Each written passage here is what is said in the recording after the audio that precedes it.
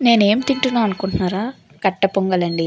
రీసెంట్‌గా మినీ తిరుపతి ఎళ్ళినప్పుడు అక్కడ పెట్టారు. అప్పటినుంచి ఇది నా ఫేవరెట్ డిష్ అయితే అయిపోయింది. చెయ్యాలి అనుకుంటున్నా. ఇప్పటికైతే కుదిరింది. ఎలా చేయాలో చూసేద్దాం. ముందుగా ఒక దాంట్లో కప్పుడు పెసరపప్పేసుకొని బాగా మీడియం ఫ్లేమ్‌లో వేపుకోవాలి. లైట్ బ్రౌన్ కలర్ వచ్చే వరకు. ఆ తర్వాత దాన్ని ఒక గిన్నెలోకి తీసుకొని అదే కప్పుతో మనం బియ్యం కూడా ఏసుకొని బాగా వాష్ చేసుకోవాలి. దానికి మురికంతా పోయే వరకు.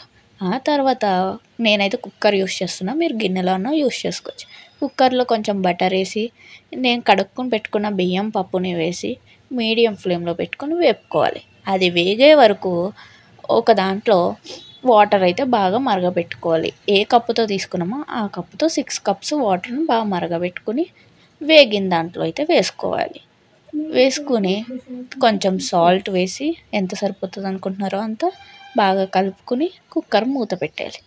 అది మీడియం ఫ్లేమ్‌లో పెట్టి 4, 5 విజిల్స్ వచ్చే వరకు ఉడకబెట్టుకోండి. ఆ తర్వాత ఒక కళాయి తీసుకొని దాంట్లో నెయ్యేసుకొని మిరియాలు, అల్లం ముక్కలు, జీలకర్ర, జీడిపప్పు, కరివేపాకు, ఎండుమిరగాయలు వేసి కొంచెం ఇంగువ వేసుకొని బాగా వేపుకోవాలి.